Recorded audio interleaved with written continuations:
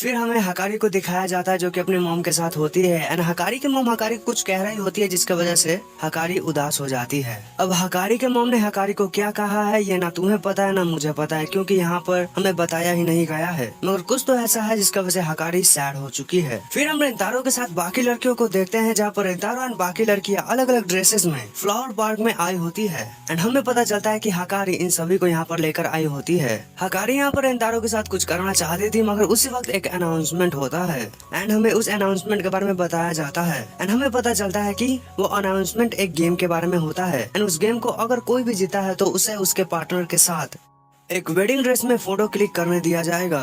And इस बात को सुनकर काराने बहुत ज्यादा फायर अप हो जाती है एनर्जी से, क्योंकि उसे रेंतारो के साथ वो पिक्चर खिंचाना होता है। दूसरी तरफ हकारी से हमें ये पता चलता है कि बचपन से ही हकारी का भी सपना है अपने किसी पसंदीदा के साथ वेडिंग पिक्चर खिंचाने का एंड वेडिंग पिक्चर खिंचाने का हकारी का एक सपना भी होता है और हकारी डिसाइड करती है कि आज वो अपने उस सपने को पूरा करेगी। रेंतारो के साथ हकारी एंड बाकी लड़कियां देखती हैं कि इस कंपटीशन में पार्टिसिपेट करने के लिए बहुत सारे लोग आए होते हैं। फिर इसके बाद हमें एक लेडी को दिखाया जाता है जो कि दिखने में कुछ खास अच्छी नहीं थी, डरावनी थी। वो चिल्ला चिल्ला कर ये कह रही होती है कि इस कंपटीशन को मैं ही जीतूंगी एंड शायद से इस लेडी का नाम यूकुन है। फिर हमें इनके बारे में पता चलता है कि यह है गोरिल्ला गैंग के कैंडिडेट्स एंड इनकी स्थापना 21st सेंचुरी में हुई थी और ये सभी बातें हमें नानो यानी कि ईआई बताती है। इसके बाद हकारी ये डिसाइड करती है कि क्यों ना हम सब एक साथ मिलकर उससे लड़े, क्योंकि हम अकेला ऐसा नहीं कर सकते हैं एंड अगर हम इस कंपटीशन को जीते हैं तो जीतने के बाद हम एक लकी ड्रॉ करके पता लगाएंगे कि कौन रेंतारो के साथ पिक्चर खिंचाएगा।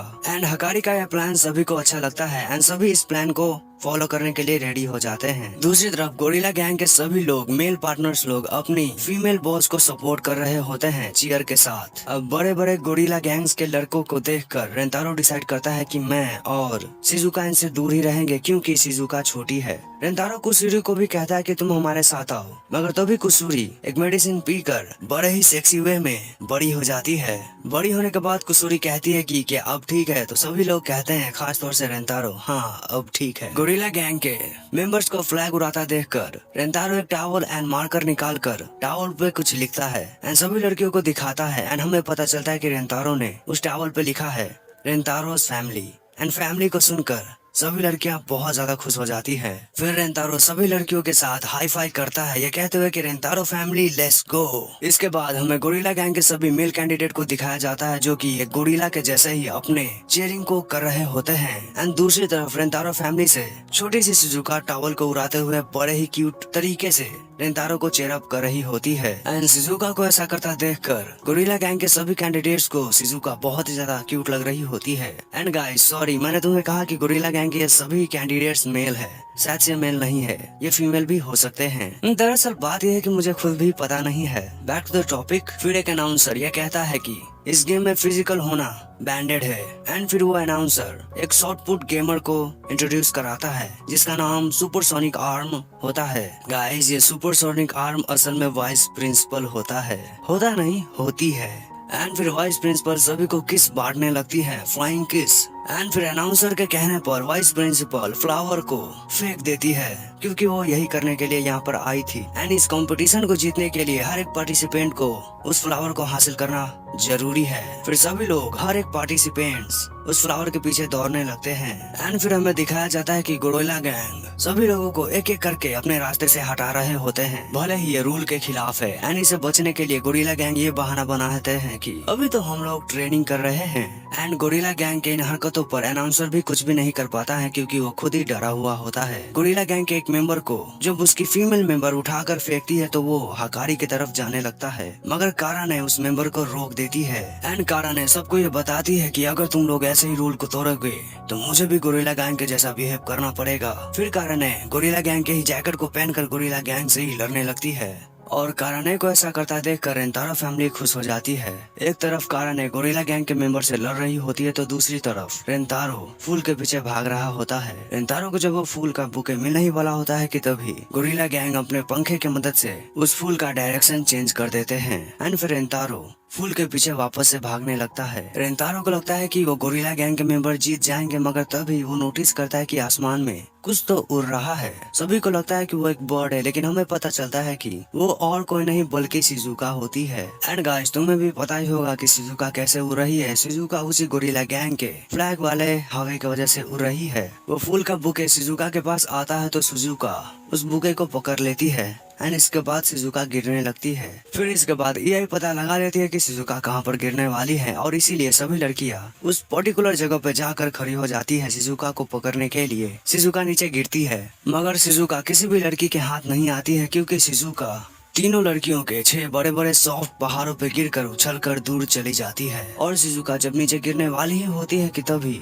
रेंतारो स्लाइड करते हुए शिजुका को बड़े ही स्टाइल के साथ बचा लेता है एंड खुद को जिंदा देकर शिजुका रेंतारो से गले लगते हुए रेंतारो को कहती है कि बॉस मैन थैंक यू, मुझसे शादी कर लो। और दूसरी तरफ गोरिल्ला गैंग की मेंबर एके दी लीडर बहुत ही ज्यादा गुस्से में होती है, क्योंकि वो हार चुकी होती है। मगर कारा ने उस लेडी की तरफ दोस्ती का हाथ बढ़ाते हुए कहती है कि थैंक यू मुझसे फाइट करने के लिए। एंड कारा ने के मुंह से बस इतना ही सुनकर वो लेडी रोने लगती है खुशी से। फिर कारा ने और वो लेडी हाथ मिलाते हैं। साथ ही कारा ने अपने मन में यह कहती है कि मैं ज्यादा खुश हूँ, क्योंकि अगर कारा ने बाकी लड़कियों के साथ वहाँ पर होती तो शिजुका बाकी लड़कियों के पहाड़ों पे तो गिरती, मगर काराने के नहीं, क्योंकि बाकी लड़कियों के पास बड़े बड़े पहाड़ है मगर काराने के पास तो फ्लैट सी वैली है। इसके बाद रेंतारो सभी को कॉन्ग्रेचुलेट करते हुए कहता है कि रेंतारो फैमिली ये। फिर हकारी कहती है कि ठीक है, तो अब हम डिसाइड करें क्या कौन फोटो खिंचाएगा। एंड इस चीज का फैसला करने के लिए कि कौन सी लड़की रेंतारो के साथ फोटो खिंचाएगी, हकारी पहले ही प्लान करके आई थी बहुत सारे स्टिक के साथ। एंड जिस स्टिक पर रेड मार्क होगा एंड वो स्टिक जिसको मिलेगा वही लकी गर्ल होगी रेंतारो के साथ फोटो क्लिक करने के लिए। एंड हकारी शुरू से ही जानते थे कि वो लोग ही जीतेंगे, तो इसलिए हकारी प्लान करके आई थी कि वो कैसे खुद वो लकी गर्ल बनेगी। एंड लकी गर्ल बनने के लिए जो हकारी ने स्टिक लाई थी, उन स्टिक में से एक स्टिक पर एक छोटा सा चॉप मार्क होता है। मगर हकारी डिसाइड करती है कि वो बाकी लड़कियों को चूज करने का मौका पहले देगी, क्योंकि अगर वो पहले चूज करके जीत जाती है तो वो थोड़ा सा सस्पिशियस होगा। हकारी ने डिसाइड किया था कि वो खुद चूज करने से पहले किसी को चूज करने देगी, इसलिए हकारी ईआई को कहती है चूज करने के लिए स्टिक को। मगर ईआई हकारी के प्लान पर पानी फेरते हुए कहती है कि अच्छा होगा अगर हम सभी लड़कियां एक साथ ही एक टाइम पर ही स्टिक को चूज करें। अब ईआई की इस बात को सुनकर हकारी बहुत ही ज्यादा शॉक में चली जाती है। साथ ही हकारी को यह लगता है कि ये ईआई पक्का एक लड़की या फिर इंसान नहीं हो सकती है। इसके बाद सभी लड़कियां स्टिक को चूज कर लेती है, बट लकीली हकारी ही विनर होती है, जिसे हकारी बहुत ही ज्यादा खुश हो जाती है। मगर दूसरी तरफ कुसुरी रोने लगती है, क्योंकि कुसुरी को भी रेंतारो के साथ फोटो खिंचाना था। कुसुरी को रोता हुआ देखकर हकारी को यह रियलाइज होता है कि उसने गलत किया है एंड इसलिए हकारी कुसुरी को फोटो लेने के लिए ऑफर करती है खुद के जगह पर। हकारी के इस बात को सुनकर काराने को लगता है कि कहीं हकारी को कुछ होता नहीं गया है। मगर दूसरी तरफ कुसुरी यह डिसाइड करती है कि वो रेंतारो के साथ फोटो नहीं क्लिक करेगी, क्योंकि कुसुरी रेंतारो एंड हकारी दोनों को ही इक्वली पसंद करती है। एंड ऐसे पोज में कुसुरी ये बताती है कि उसे पसंदीदा लोगों को खुश होता हुआ देखकर अच्छा लगता है। फिर हकारी डिसाइड करती है कि वो सभी लड़कियां एक साथ ही पिक्चर क्लिक कराएंगी एंड ऐसा होता भी है। फिर हकारी रेंतारो को थैंक यू कहती है इस बात के लिए कि उसने रेंतारो के साथ एक अच्छा पल जिया है। एंड इसके रिप्लाई में रेंतारो भी कहता है कि मैंने भी सेम फील किया है, तो थैंक यू हकारी। फिर हकारी रेंतारो को कहती है कि उसे एक रिक्वेस्ट करना है, तो रेंतारो कहता है मैं तुम्हारी हर एक रिक्वेस्ट को पूरा करने के लिए रेडी हूँ। फिर हकारी कहती है कि रेंतारो को प्लीज मेरे साथ ब्रेकअप कर लो। सीन शिफ्ट होता है और हमें दिखाया जाता है रेंतारो को, जहाँ पर रेंतारो कपड़े बदलते हुए सोच रहा था कि हकारी ने मेरे साथ ऐसा क्यों किया, उसने ऐसा क्यों कहा, मैं वजह जानना चाहता हूँ। फिर रेंतारो बाहर निकलता है हकारी को ढूंढने के साथ ही, मगर हकारी रेंतारो को नहीं मिलता है। अनेक लड़की बताती है कि तुम्हारी गर्लफ्रेंड यहाँ से जा चुकी है। इसके बाद सभी लड़कियां ये पूछने लगती है कि क्या हुआ, रेंतारो कुछ गड़बड़ है क्या, क्योंकि हकारी वहाँ से जा चुकी होती है। तो रेंतारो फोन मिलाते हुए कहता है कि ऐसा कुछ नहीं है। हकारी फोन नहीं उठाती है तो रेंतारो को याद आता है कि हकारी ने एक फोटोग्राफ में जो कि सेक्सी थी उसमें अपना एड्रेस दिया था। तो रेंतारो हकारी के घर के बाहर जाता है एंड हमें पता चलता है कि हकारी बहुत ही ज्यादा अमीर है, उसका घर ही इतना ज्यादा बड़ा है, भाई लोग देख ही सकते हो। फिर हकारी को रेंतारो एक रूम के खिड़की के पास देखता है, तो रेंतारो हकारी चिल्लाने लगता है एंड रेंतारो को देखकर हकारी कहती है इशारा करके कि शांत हो जाओ, कि तभी एक गार्ड रेंतारो की तरफ आने लगता है, तो रेंतारो गार्ड से छुप जाता है।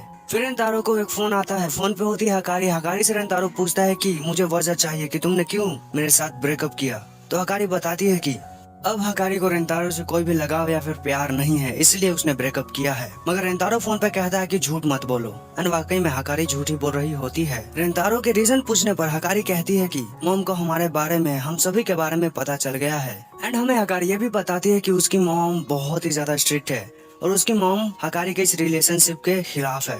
इसीलिए उसकी मॉम ने हकारी को रेंतारो से पूरी तरह से दूर कर दिया है। साथ ही हकारी का स्कूल भी चेंज हो जाएगा कल के कल। एंड हकारी की मॉम ये सब कर पा रही है क्योंकि उनके पास बहुत पैसा है। हालांकि इसके बाद हकारी की मॉम हकारी को पकड़ लेती है। साथ ही रेंतारो को कहती है कि मेरी बेटी से दूर रहो, क्योंकि तुम जैसे चूजों को मैं जब चाहे तब खत्म करवा सकती हूँ। इसके बाद रेंतारो हल्ला करने लगता है कि मुझे हकारी से मिलने दो। तो इस पे तो एक गार्ड रेंतारो को पकड़ के बताता है कि तुम हर एक चीज को ठीक नहीं कर सकते हो, स्पेशली जब तुम एक बच्चे हो। इसके बाद हकारी अपनी मॉम से रिक्वेस्ट करने लगती है कि प्लीज जैसा चल रहा था वैसे चलने दो। मगर उसकी मॉम कहती है कि नहीं, ऐसा कुछ भी नहीं होगा, एंड अगर तुम जिद करोगी तो मैं रेंतारो को ऐसी जगह पे भेज दूंगी जहाँ पर कोई भी आज तक नहीं गया है एंड ना ही कोई भी वहाँ से लौट कर आ पाया है। इस पे हकारी मान जाती है कि वो रेंतारो से अब नहीं मिलेगी। एंड इस पे उसकी मॉम भी यकीन दिलाती है कि ठीक है, मैं रेंतारो के साथ कुछ भी ऐसा वैसा नहीं करूंगी। साथ ही हमें हकारी की मॉम के रियल इंटेंशन के बारे में भी पता चलता है कि वो हकारी को किसी भी प्रॉब्लम से बचाएगी, भले इसके लिए उन्हें कुछ भी क्यों ना करना पड़े। फिर हम निराश हुए रेंतारो को देखते हैं जो कि गुस्से से खुद को पीट रहा होता है क्योंकि वो हकारी से दूर हो गया है। साथ ही वो बच्चा है